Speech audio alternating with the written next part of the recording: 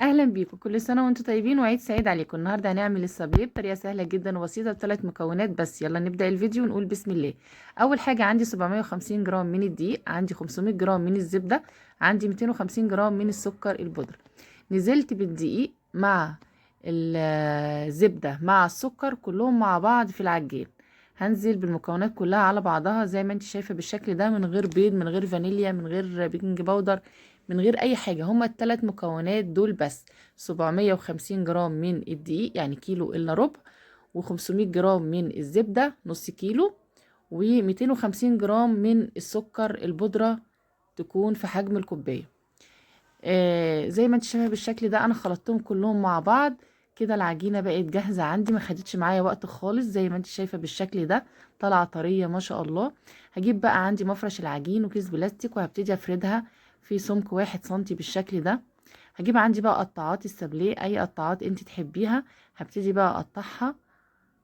هتديني الاشكال الحلوه دي. طريقتها سهله جدا والطريقه دي ناجحه جدا يا جماعه. بسكوتة السابليه بتطلع ناعمه ومقرمشه وطعمها حلو قوي. امشي بنفس الطريقه اللي انا قلتلك عليها. زي ما انت شايفه بتديني اشكال كتير وبتدي كميه كبيره جدا ما شاء الله عليها. طريقه السابليه ديت طريقه ناجحه زي ما انت شايفه بالشكل ده.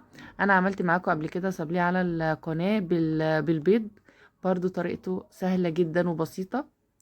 هبتدي بقى ارص عندي في الصينيه اللي هدخلها الفرن. طبعا معاكي قناه مطبخ فوفا، لو اول مره تشوفيني يلا اشتركي عندي وفعلي الجرس علشان كل جديد يوصلك باذن الله من وصفاتي.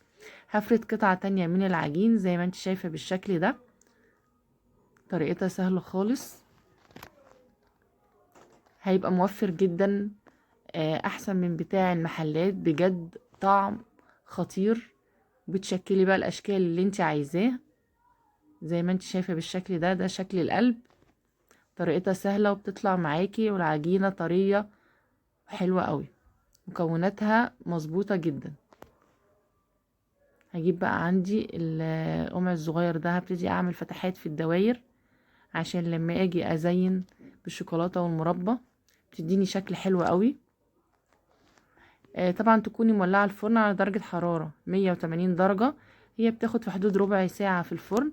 اول ما تلاقيها احمرت بتطلعيها على طول زي ما انت شايفه بالشكل ده. انا عملت كميه كبيره من 750 جرام من الدقيق مع نص كيلو من الزبده الطريه بدرجه حراره المطبخ، و250 جرام من السكر البودره زي ما انت شايفه بالشكل ده كده.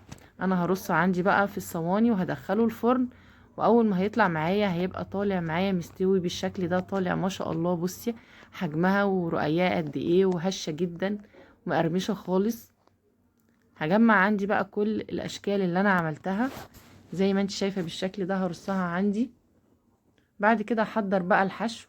عندي شوكولاته خام انا مسيحاها في الميكروويف، شوكولاته بيضه مع معلقه من الزيت، وعندي شوكولاته شيبس، شوكولاته كريسبي، وعندي مربى. هجيب بقى عندي قطعه قطعه وهبتدي احشيها. طبعا التزيين ده حاجه ترجع لك انتي، زي ما انتي عايزه احشيها وزينيها بالشكل اللي انتي تحبيه. انا بديك افكار وانتي بتنفذي بعد كده زي ما انتي بتحبي. طريقتها سهله جدا زي ما انا قلتلك، طعمها بجد خطير، موفره جدا. انا عامله سلسله من حلويات ومخبوزات العيد موجوده على القناه. عامله الكحك والبسكوت والبيتيفور بطرق كتير وطرق سهله جدا وبسيطه. هبتدي بقى ازين كل الصابليه عندي بالشكل ده. افكار واشكال جميله قوي لمخبوزات العيد.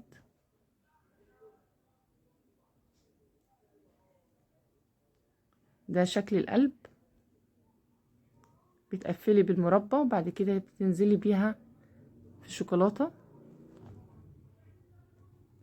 بعد ما عملت عندي الكميه كلها زي ما انت شايفه بالشكل ده، هجيب بقى عندي شوكولاته حطيتها في كيس الحلواني وهبتدي اعمل خطوط عشوائيه بالشكل دوت عشان تديني الشكل الحلو ده. زي ما انت شايفه بالشكل ده، تعملي اي شكل انت تحبيه. هنا هعملها بقى بالشوكولاته البيضه برضو هعمل عليها خطوط رفيعة، هسيبها لحد ما تنشف خالص، وبعد كده هبتدي ارصها عندي في طبق التقديم. وده يبقى شكل الصابليه. طريقته سهلة خالص، ب3 مكونات هتعملي احلى بسكوت الصابليه بطريقة سهلة جدا وبسيطة، هتعجبك وتعجب الولاد، مشرف جدا. امشي بنفس الطريقة والخطوات اللي انا قلتلك عليها، هيطلع معاكي بجد ناجح.